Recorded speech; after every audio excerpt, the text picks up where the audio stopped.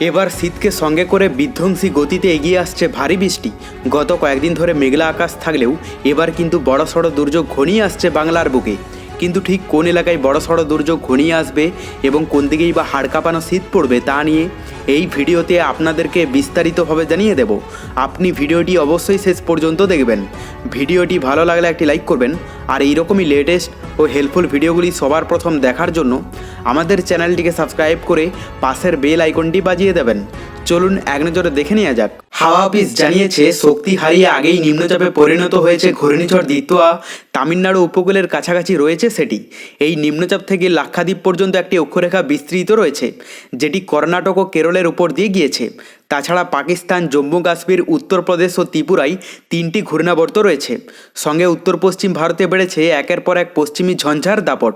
6ই December নতুন করে আরও একটি পশ্চিমী ঝঞ্ঝা ঢোকার কথা।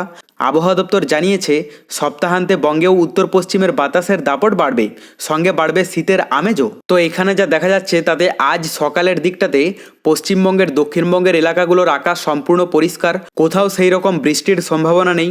এখানে কলকাতা, খড়গপুর, জামশেদপুর, এদিকে মেদিনীপুর, ধানবাদ, দেওঘর, মালদা, মুর্শিদাবাদ সমস্ত এলাকার আকাশ কিন্তু পরিষ্কার দেখা যাচ্ছে সকালের দিকটাতে। সেই সঙ্গে আমরা যদি উত্তরবঙ্গের কথা বলি, তো উত্তরবঙ্গের মধ্যে আপাত গতিতে দার্জিলিং, কালিম্পং, কার্শিয়ং, শিলিগুড়ি, জলপাইগুড়ি, আলিপুরদুয়ার, কোচবিহার সমস্ত এলাকার আকাশ কিন্তু মোটামুটি পরিষ্কারই থাকবে, মানে বৃষ্টির সম্ভাবনা নেই। মেঘের পরিমাণটাও আমরা দেখে নেব, কিন্তু এখনও পর্যন্ত বৃষ্টির যে সম্ভাবনা সেটা কিন্তু নেই বললেই চলে। আমরা বাংলাদেশের যদি আপডেটটা দেখে নিই, এখানে সমুদ্র উপকূলবর্তী এলাকাগুলোর মধ্যে সম্পূর্ণ কিন্তু পরিষ্কার আকাশ দেখা যাচ্ছে, সেই রকম বৃষ্টির সম্ভাবনা নেই।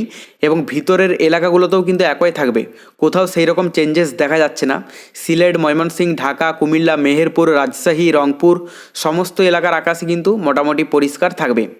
আমরা দুপুর এবং রাতের দিকটা দেখে নেব। দুপুরের দিকেও কিন্তু সেই রকম কোনো চেঞ্জেস নেই এবং রাতের দিকেও কিন্তু একই দেখা যাচ্ছে। এরপর আমরা মেঘলা আকাশটা দেখে নেব, যে গত কয়েকদিন ধরে বিক্ষিপ্ত এলাকা জুড়ে মেঘের একটা স্পট দেখা গিয়েছিল, তবে আজ কীরকম কি থাকতে পারে। এখানে সকালের দিকটাতে যা দেখা যাচ্ছে তাতে পশ্চিমবঙ্গের দক্ষিণবঙ্গের এলাকাগুলোর মধ্যে এদিকে কলকাতা, খড়গপুর এগুলোতে মোটামুটি পরিষ্কার আকাশই থাকবে।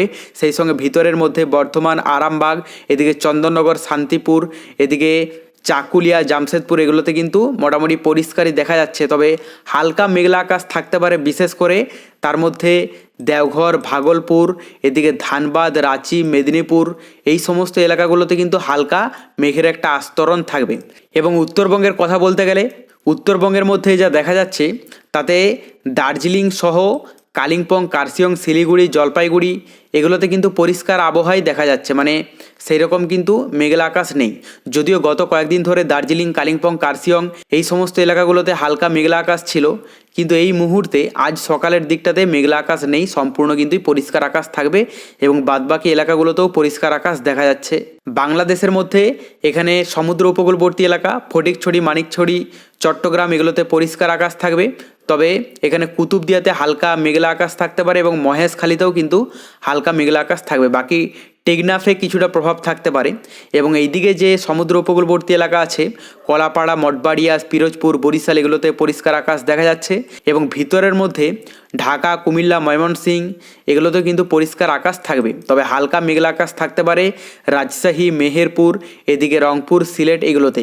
খুব বেশি মেঘলা আকাশ থাকবে না, তবে একটা হালকা মেঘের আস্তরণ দেখা যেতে পারে, কিন্তু এর থেকে কোনো রকমভাবে বৃষ্টির সম্ভাবনা নেই। আমরা দুপুর এবং রাতের দিকটা দেখে নেব। দুপুরের মধ্যে কিছুটা চেঞ্জেস আছে, অধিকাংশ এলাকার আকাশই কিন্তু পরিষ্কার দেখা যাচ্ছে, সেই রকম মেঘলা আকাশ নেই। এবং রাতের মধ্যেও কিন্তু একই থাকবে। কিন্তু এখানে মেঘলা আকাশটা যেটা থাকতে পারে, বিশেষ করে এই যে গত কয়েকদিন আগে শ্রীলঙ্কা উপকূলে একটি ঘূর্ণিঝড়ের সৃষ্টি হয়েছিল এবং এর প্রভাবে বিশেষ করে শ্রীলঙ্কা সহ এই যে পুদুচেরি, চেন্নাই, বেঙ্গালুরু এই সমস্ত এলাকাগুলোতে এর প্রভাবটা কিন্তু পড়েছিল। এখনও পর্যন্ত যা দেখা যাচ্ছে তাতে শনিবার সকাল থেকে রাত পর্যন্ত এই সমস্ত এলাকাগুলোতে মেঘলা আকাশ থাকবে, কোথাও কোথাও বিক্ষিপ্ত হারে বৃষ্টিরও সম্ভাবনা রয়েছে। বেঙ্গালুরু, এদিকে চেন্নাই, পুদুচেরি, এদিকে বিশাখাপত্তনম এগুলোতে কিন্তু আভাস দেখা যাচ্ছে সকাল থেকে রাত পর্যন্ত। কিন্তু এর প্রভাবে সমুদ্রে যে ইফেক্টটা পড়তে পারে এত দূর পর্যন্তই আছে। বেশি দূর পর্যন্ত কিন্তু সমুদ্রে ইফেক্ট নেই, মানে পশ্চিমবঙ্গ বাংলাদেশ পর্যন্ত কিন্তু যাচ্ছে না।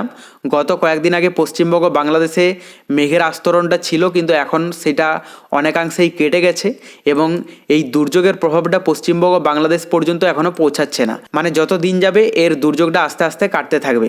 এরপর আমরা তাপমাত্রায় দেখে নেব যে তাপমাত্রায় নতুন কোনো চেঞ্জেস এসেছে কিনা, কারণ গতকাল থেকেই রাতের দিকে তাপমাত্রা অনেকাংশেই কমতে শুরু করেছে, বিশেষ করে পশ্চিমবঙ্গের দক্ষিণবঙ্গের এলাকাগুলোতে। তো আমরা দেখে নেব যে কোথায় কীরকম থাকতে পারে। প্রথমে আমরা দুপুরের দিকটা দেখে নেব। এখানে দুপুরের মধ্যে যা দেখা যাচ্ছে তাতে কলকাতাতে 26, খড়গপুরে 25, জামশেদপুরে 25, সেই সঙ্গে মেদিনীপুরে 23, ধানবাদে 25, দেওঘরে 24, এদিকে মালদায় 24 ডিগ্রির মধ্যে থাকবে। এবং ভিতরের মধ্যে আমরা দেখে নেব ভিতরের কিছু এলাকা আছে, যার মধ্যে এখানে বাঁকুড়াতে 25, দুর্গাপুরে 26, বর্ধমানে 25, আরামবাগে 25, পুরুলিয়াতে 24 ডিগ্রির মধ্যে থাকবে। উত্তরবঙ্গের কথা বলতে গেলে উত্তরবঙ্গের মধ্যে এখানে দার্জিলিংয়ে মোটামুটি 17 ডিগ্রিতে নেমে যাবে, কার্শিয়ংয়ে 18, শিলিগুড়িতে 25, জলপাইগুড়ি, আলিপুরদুয়ার, কোচবিহারও কিন্তু 25 ডিগ্রির মধ্যে থাকবে। এবং বাংলাদেশের মধ্যে এখানে যে সমুদ্র উপকূলবর্তী এলাকা আছে ফটিকছড়ি, মানিকছড়ি, চট্টগ্রাম, এগুলোতে 26 ডিগ্রির মধ্যে থাকবে এবং টেকনাফ, কুতুবদিয়া এগুলোতেও কিন্তু 25-26 ডিগ্রির মধ্যেই দেখা যাচ্ছে। আর ভিতরের এলাকাগুলোর যদি কথা বলা যায়, কুমিল্লাতে 25, ঢাকায় 26, ফরিদপুরে 25, এদিকে নাগরপুরে 25, সেই সঙ্গে যশোরে 24, সাতক্ষীরায় 25, শ্যামনগরে 24, বরিশালে 25, পিরোজপুরে 25, ফরিদগঞ্জে 25। তো মোটামুটি বেশিরভাগ এলাকা জুড়ে 25 ডিগ্রির মধ্যেই তাপমাত্রা থাকবে দুপুরের দিকটাতে। রাতের দিকটা আমরা দেখে নেব। বিশেষ করে রাতের দিকে দক্ষিণবঙ্গের এলাকাগুলোতে চেঞ্জেস এসেছে।